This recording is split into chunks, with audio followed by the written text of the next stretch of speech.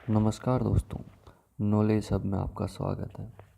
दोस्तों, हमें खांसी जुकाम होना आम बात है। आज हम आपको 3 घरेलू तरीके बताएंगे जिनके प्रयोग से खांसी हमेशा के लिए ठीक हो जाएगी। Number 1, coffee.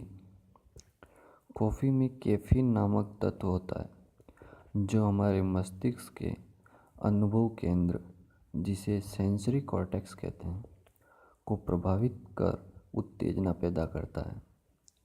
कॉफ़ी पीने से हृदय व सांस की नलियाँ फैलने लगती है। यदि तेज खांसी हो तब बिना दूध और चीनी की गर्म कॉफ़ी पिएं। इससे खांसी जल्दी ठीक हो जाती है।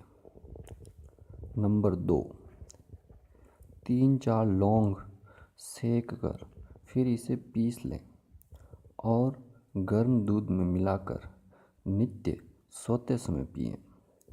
इससे खांसी ठीक हो जाती है। नंबर 3, 2 काली मिर्च दिन में 3 बार मुंह में रखकर चूसने से खांसी जल्दी ठीक हो जाएगी। ऐसा करने से पुरानी खांसी भी ठीक हो जाती है।